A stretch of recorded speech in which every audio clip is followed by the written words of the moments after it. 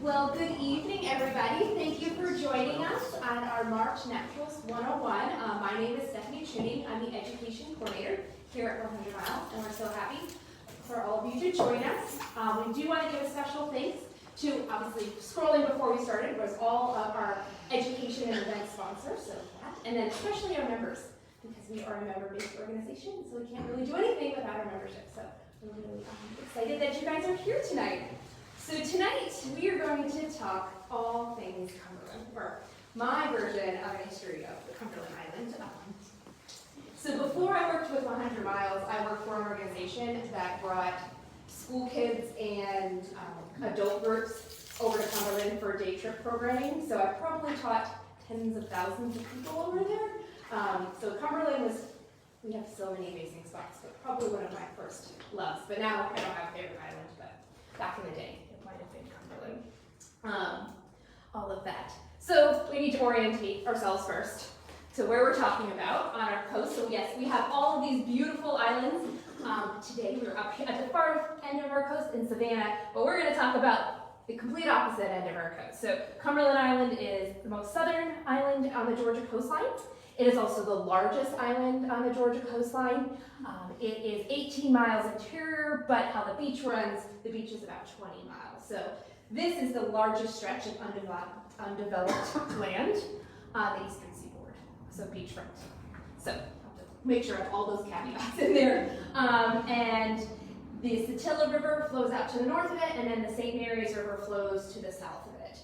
So that St. Mary's River is our dividing line between obviously Georgia and Florida.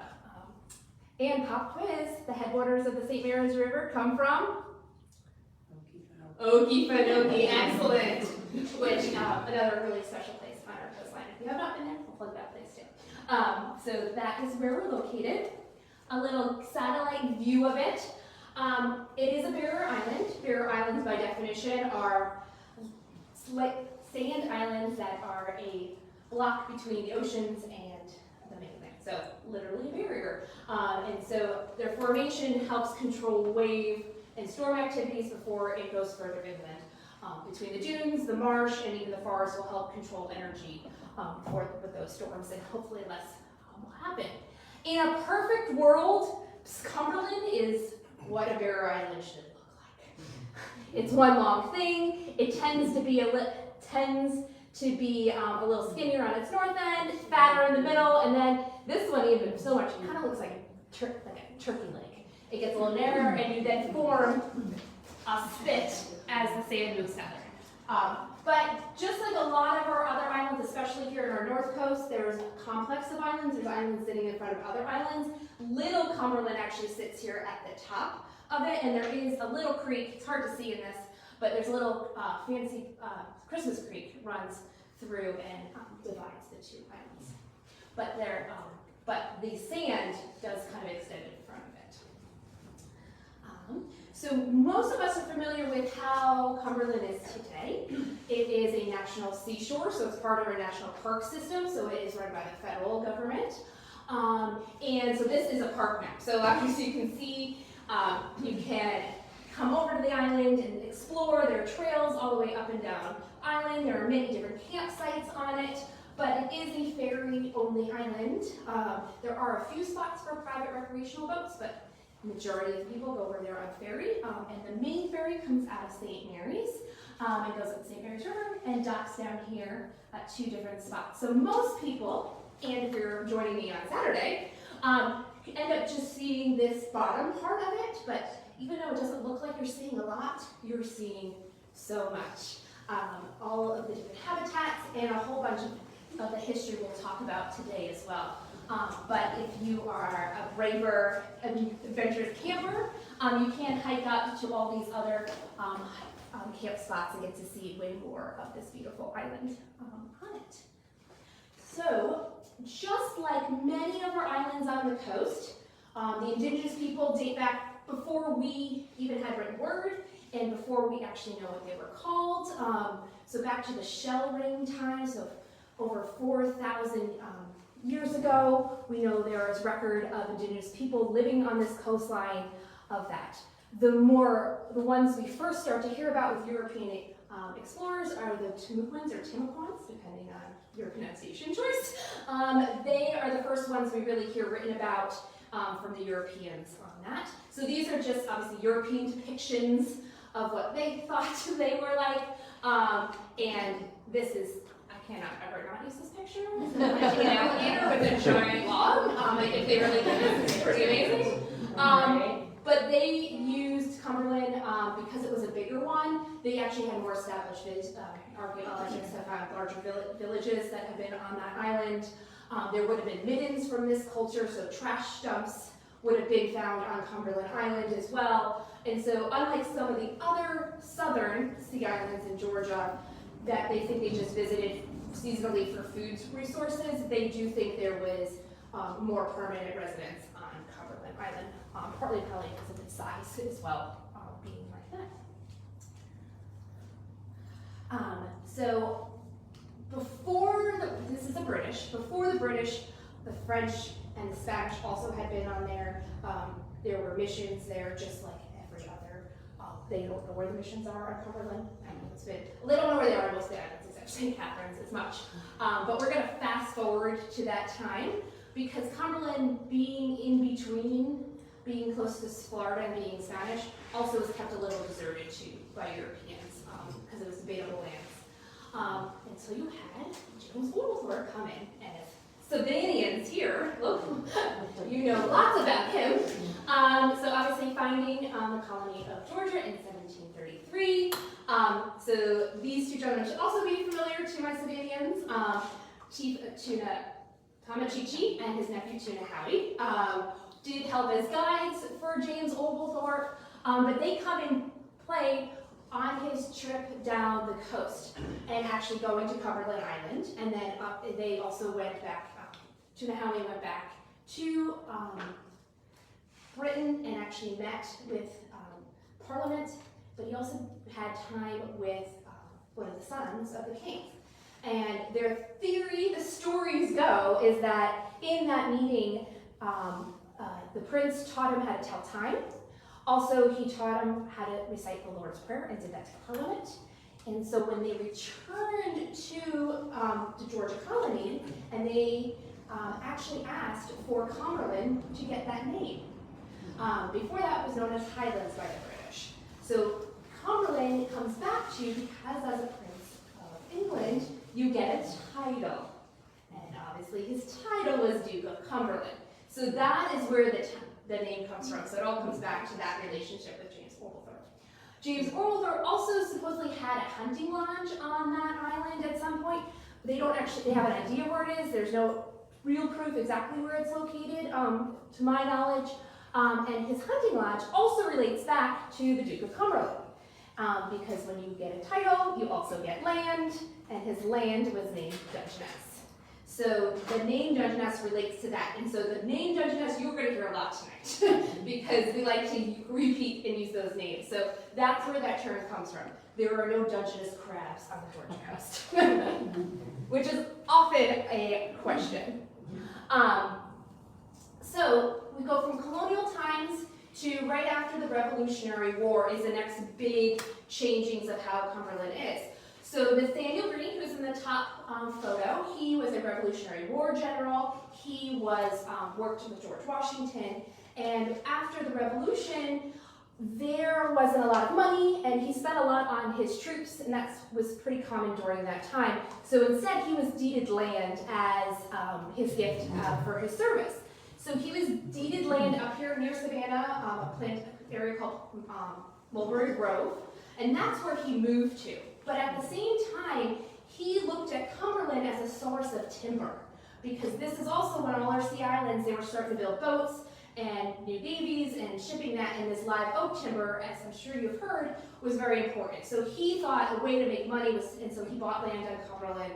So he was the first, as we're the United States, first major landowner on Cumberland. He never lived or resided there. Unfortunately, after a year in Savannah as a northerner, he died. He did not do well. I believe it was heat stroke, if I remember correctly. Yes. Which, as a northerner, I can make So his wife, that was Hattie Green. Hattie Green stayed at Mulberry Grove after Nathaniel died. They did have children. She brought in a tutor, Phineas Miller, to come in and help, obviously be the tutor for the children. About 10 years after that point, they got married. So she became Hattie Green Miller. And there's no pictures of Phineas, which is really interesting, because otherwise he'd be up there. So they got married, and then they were having some money issues, so they sold their land here in Savannah and moved to Cumberland. So this is a picture of their house, but in ruins. So they moved to Cumberland, and they built this 4-story tabby house. And just to review, tabby is a mixture of sand, water, lime, which is burnt oyster shells, and oyster shells that make a concrete substance that early Europeans and America used a lot of. So this was the tallest. It had, I think, 16 fireplaces inside, and then 4 chimneys on it. There are stories that the top floors were never finished. Like the bottom stories were great, but the top ones were never done. Phineas had an affinity for plants, so he planted olive trees and citrus and all these exotics. However, there's a pattern here. About a year after this house was completed, he died of tetanus.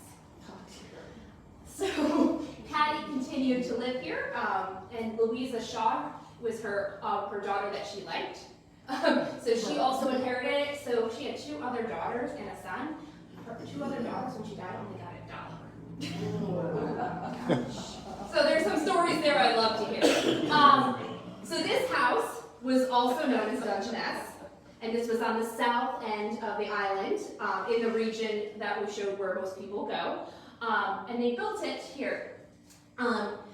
They did work, so Caddy and Phineas, or really Caddy, they did have slaves, and they did grow sea island cotton on that, so that was another way they did it after the trees had been removed. Yeah.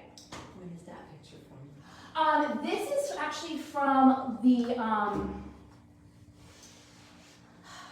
late 1800s.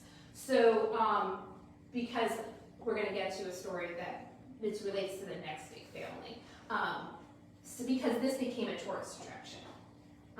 So we then have the Civil War that's on the island, and almost all of the landowners move off, because besides them having a plantation on the south end, Robert Stafford was the largest plantation owner. He was in the middle of the island.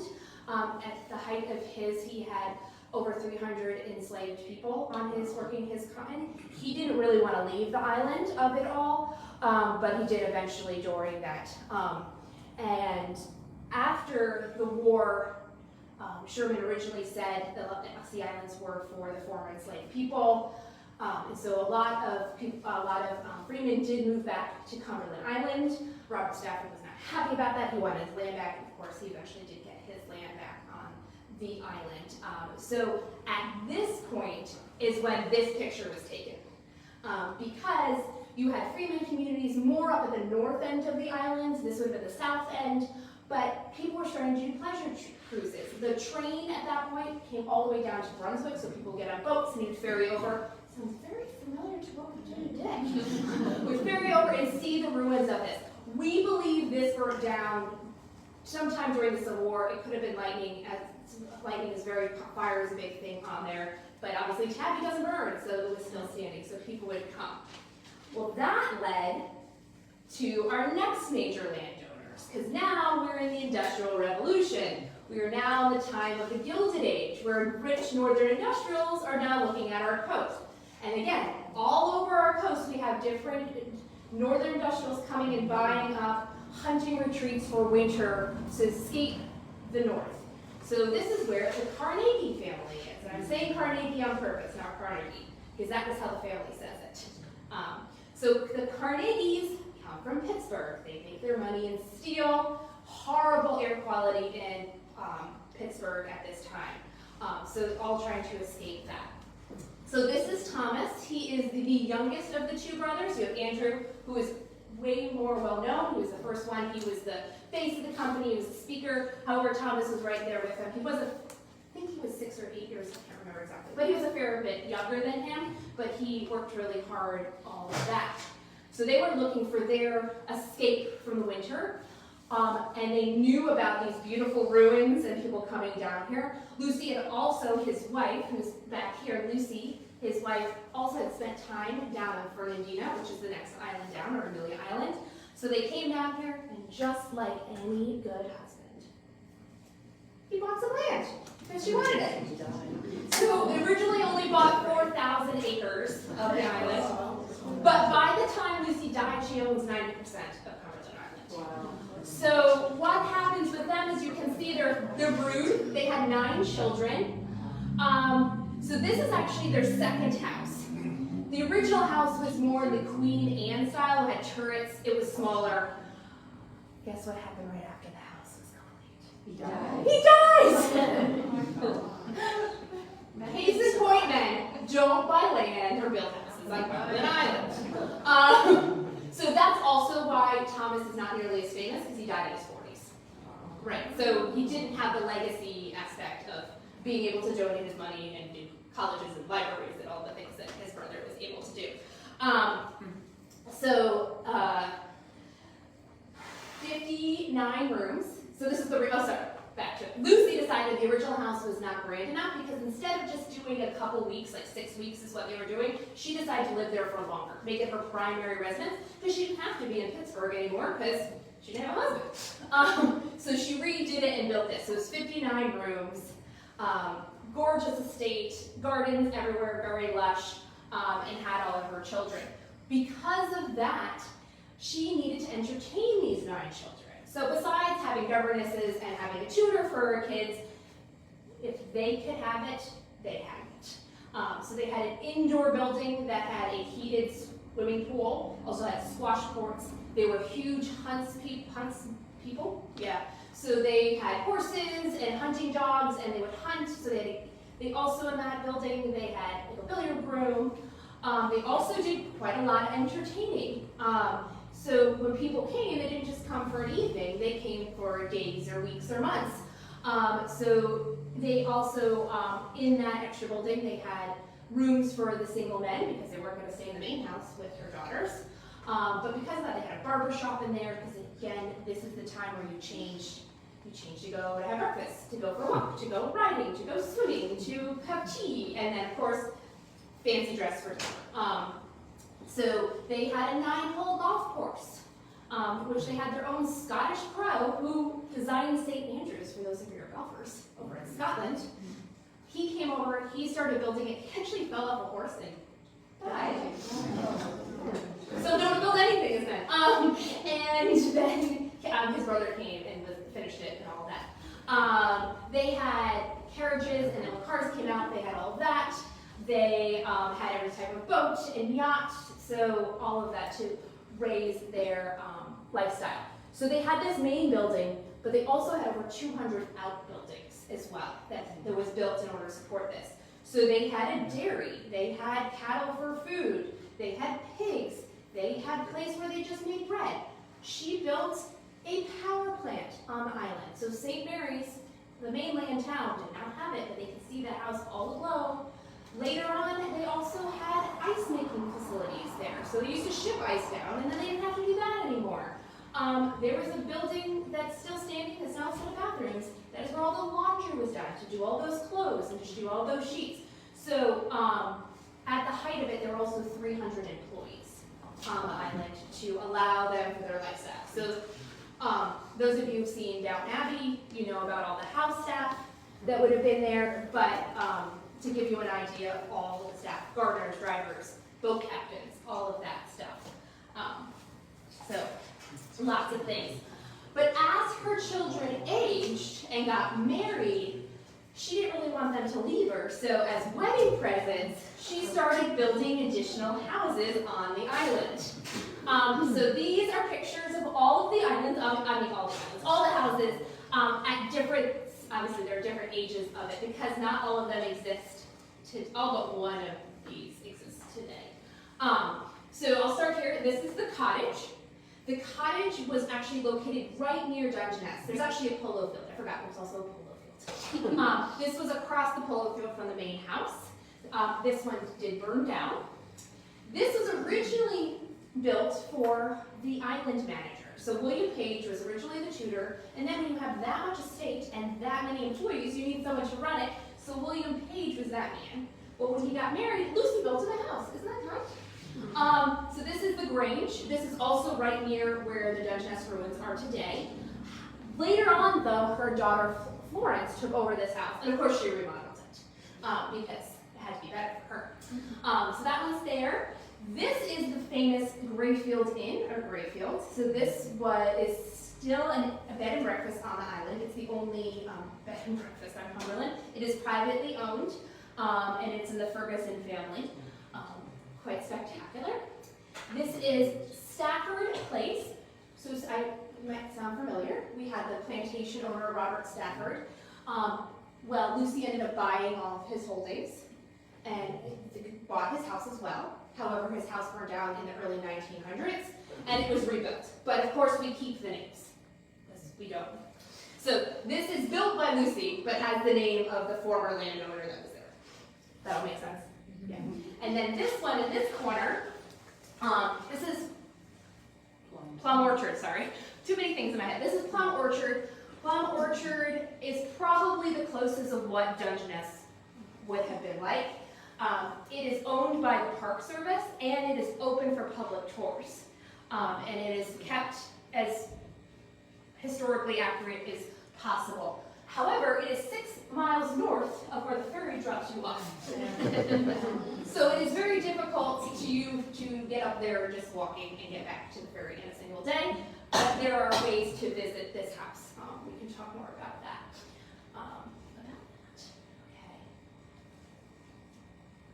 So at the same time as the Carnegies coming over and doing all their stuff, on the opposite end of the island, you have the freedmen community starting to grow on there. So besides the Carnegies being up there, on the north end, we start having a couple hotels being built over there. So more middle-class people can come over and stay at a hotel and that. But that also created jobs for all of of the freedmen community. So it allowed them to have jobs and work over there. So some of them worked for the Carnegies on the south end, but some of them worked on the hotels over there and created their community. This is their church that they built, the first African Baptist church, which was originally built in 1893. However, it broke down, although thank you. So it was rebuilt in 1930. And so this is a picture from inside from last week. So it's kept in nice order. I updated that photo.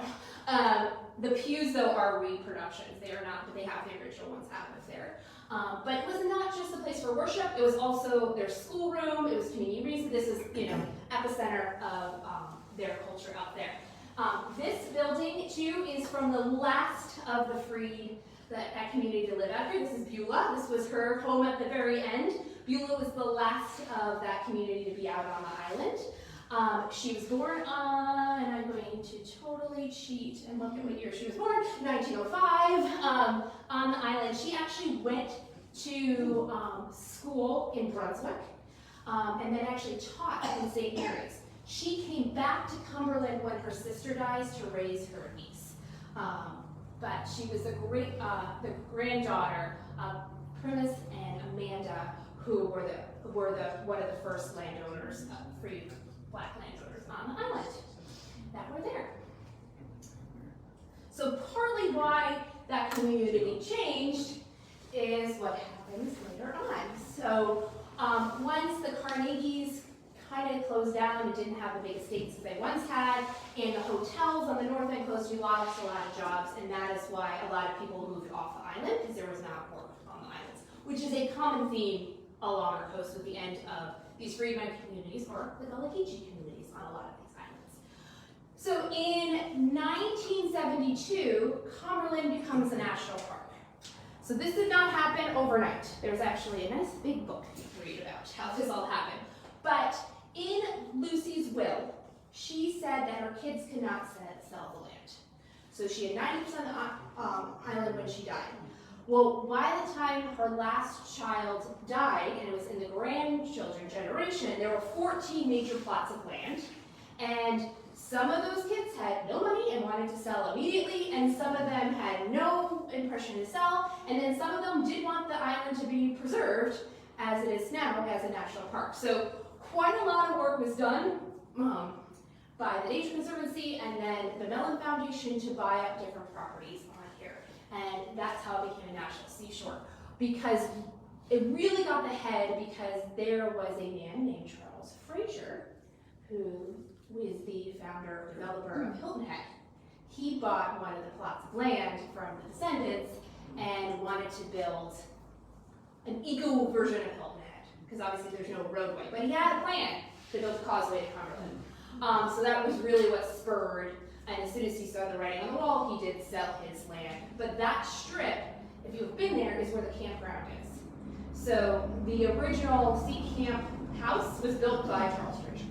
And it's also the reason originally electricity was then brought to that part of the island because of Charles Fraser. So that's why, because obviously Lucy's power is no longer functional that she built. So that was originally how power got there when the national park got settled. But just like a lot of places, not all of the land was sold outright. So there was all these different landowners and they made all these different deals. There were some landowners that were like, yes, buy my land, you can have it, enjoy. There were some that did historical leases, and so there's still a couple of these left. And each historical lease, this is why there's four on. Each historical lease was done a little bit differently. Some were in 40 years, I'm going to take money, you're going to buy my house, in 40 years you can then have it. And the Grange was one of those properties. So for years there's big fence on it. I think it was around 2010, maybe it was a little later, but the time came and now it's part of that. Stafford Place is also a historical lease. However, theirs is when so-and-so and so-and-so dies, then it turns over. So, but then there are also, like the Ferguson family who owns Springfield, also said, no thank you, we're going to keep our land and not sell it.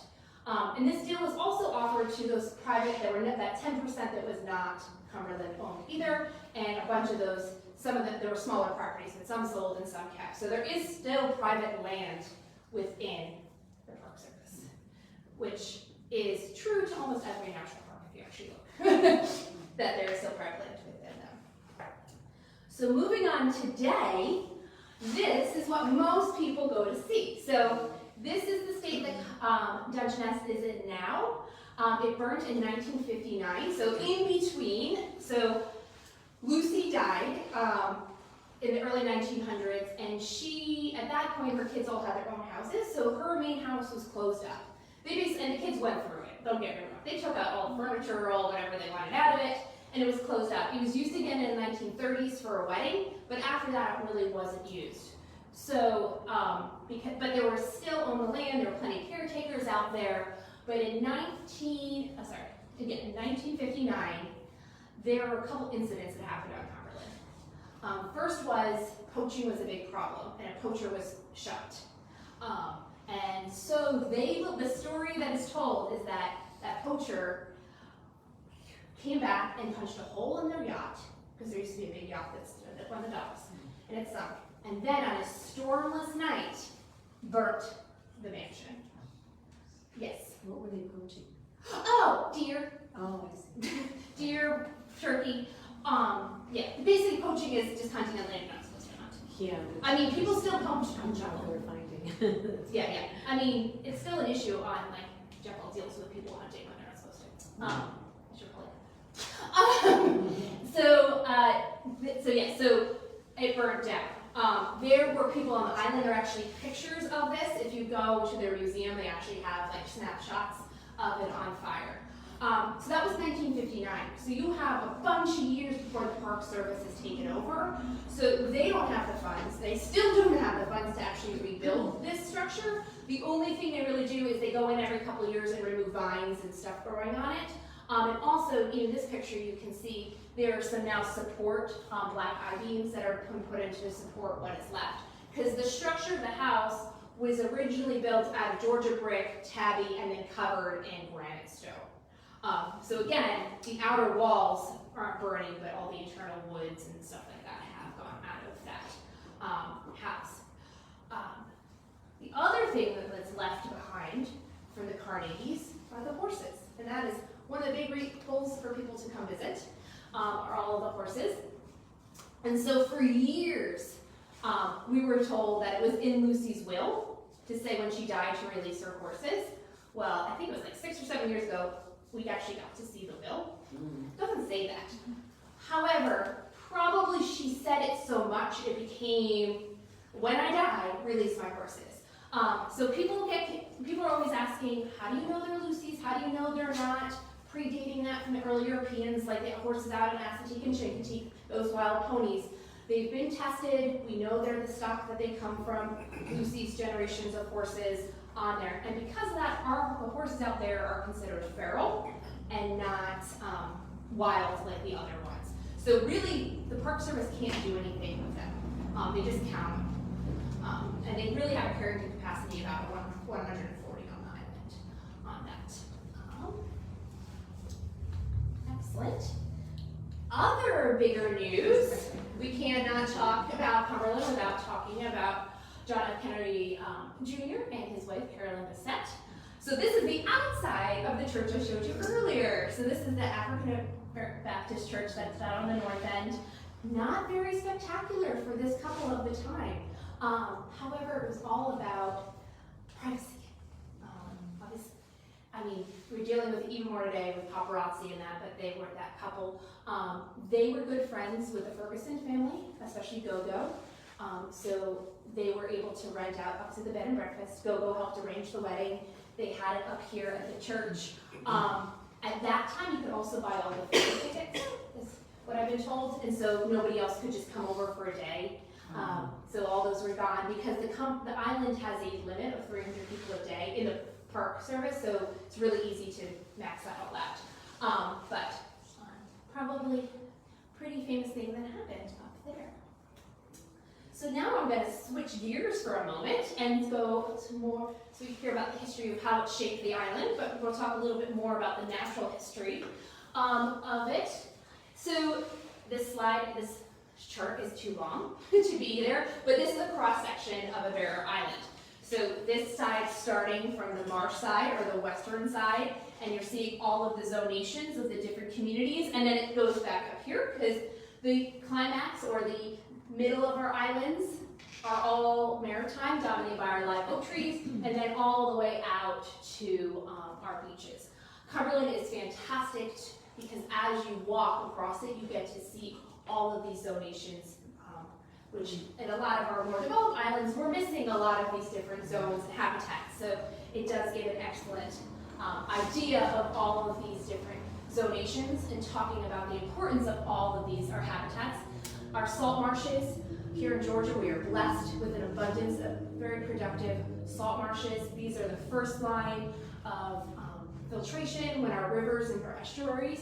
We are a river state. We have all these rivers flowing out here, and our marshes help filter that water before it's getting out there, especially our friend, the oyster. They help purify our water. This is low tide, so you're seeing those oyster beds. So besides being a filtration system and cleaning up our water, they also create habitat for lots of juvenile animals. Our marsh system is where our shrimp, our blue crab, many of our fish that we like to eat, and even sharks, have their young in this much more protected area of the shoreline before and where they can hide and grow up before they enter the big scary ocean. So excellent habitats. This is a high marsh zonation. You can see it's not just Spartina grass like we saw it here in our low marsh. We're now headed into our high marsh. You start to get your sweet grasses, and then your cedar trees line here. You get sea oxide daisy, you get your pickleweed. There's all those fun high marsh plants on your edge. And animals that need all this habitat. We are almost to horseshoe crab season. These marshes create a habitat for the breeding ground for horseshoe crabs. Horseshoe crabs lay their tiny little green eggs that look like a little mustard seed in the millions, and that correlates with the migration of our shorebirds. And they come up here and they feed on the abundance of these eggs in our estuaries and marshes before they continue their journey up to the Arctic to have their chicks. So very important. Just a little side note, if you happen to see a horseshoe crab on the beach and it's upside down, which means that the feet are up in the air, turn them over. The tail that looks so scary, there's no tails. There's one way back there. They can't hurt you, but please don't, it's like your pinky attached to them. You can just grab it by the sides and flip them over. They cannot hurt you. They look scary, but they are not. But here are some of those migratory birds that are then feasting on all of those eggs. And we are, so this is, May is the high point of this time, but April into May. So we are about to be inundated with the cutest little shorebirds on the planet, from our red knots to our ruddy turnstones to all of our sandpipers and our plovers as they come through. I just cannot put a pink bird in a thing, but over 300 different species of birds. Also songbirds will be coming through in the next month. Yeah. So maritime forest, absolutely gorgeous zonation. This is actually a newer maritime forest versus our old growth. We have very little old growth maritime forest because of cutting for ships and then clear cutting for Sea Island cotton. Wausau and Little St. Simons are the only two that were not clear cut completely for it. So here, these trees are all about the same age, and also these sawtooth palmettos are on here. This picture was also taken right off the beach, so right behind sand dunes, because there's one species that is majorly missing from this photo. When we think of live oak trees, it kind of goes hand in hand. There's no Spanish moss, exactly right. So Spanish moss does not like salt spray. So if it's too close to the ocean, you will not have Spanish moss. So this is close, so the light filtering through this is really pretty because you don't have as much of that. So, and there are in our maritime forests, there are over 300 types of plants that live in this zonation, 30 different mammals, abundance of different species that live in these beautiful forests. Just to give things we do see quite often on Cumberland, turkeys, armadillos. Obviously armadillos have walked their way to and swam their way to Cumberland. They are not indigenous to the island, but have made their way there. But after we get to the maritime forest, as we continue crossing, we get to these zones that we are really missing on our developed islands. These are inner dune meadows. So these scrubby, lower plant areas that have lots of seasonal ponds and wetlands for rainwater that form in between the sand dunes. Very important for freshwater habitat, especially on our smaller barrier islands where there's no lakes or ponds on them. So getting fresh water for mammals and birds and reptiles, shelter migratory birds all in this zone. Obviously this is a spectacularly colored photo after a nice rain, but there's some dog fennel, wax myrtle, cabbage palms, all in this photo. Groundsel are found in that zone. And then after you go through that inner dune meadow, you get to your primary dune system. Obviously this is railroad vine that's in full bloom, which is spectacular out there. You see this a lot on Cumberland in the late spring, early summer. And this dune zone has a lot of plants like in our sea oats. This is also incredibly important habitat for nesting sea turtles, and we don't always think about it, but also shorebirds. Oyster catchers and Wilson's plover nest right along here as well.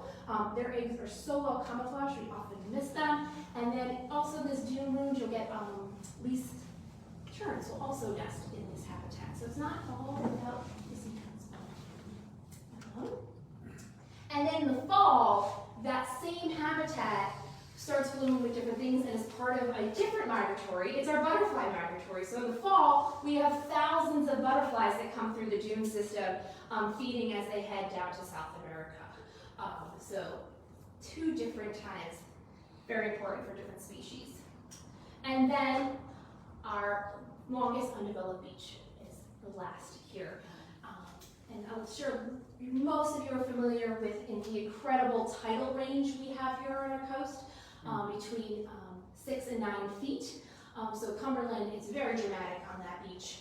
to see the different tidal zone between those two times, bringing in all of the different nutrients in and out of the area. I don't know if this is going to work, but those are tree swallows that I happened to catch one day.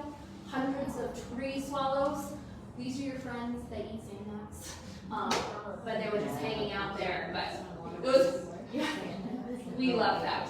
So even surprising things will nest on these large areas of it. Oh, that's beautiful. I don't know about that one. Here's our rooster catcher I just talked about. This is one of the nesters on there.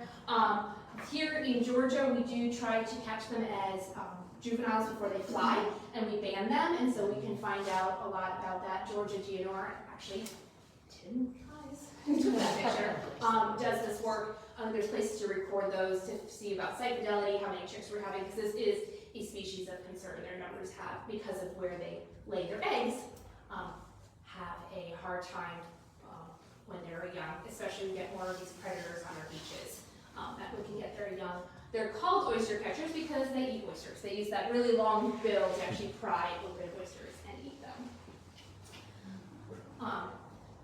Cumberland is, though, super important to loggerhead sea turtles and other sea turtles, but mostly loggerheads on our coast.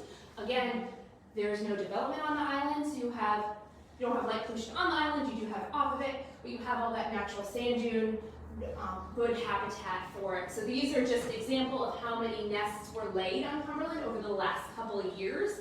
And here in Georgia, we do have a 3-year cycle rotation of higher years. So this year, Kristen in the back will be very busy because Kristen in her other job works on Wausau doing sea turtles.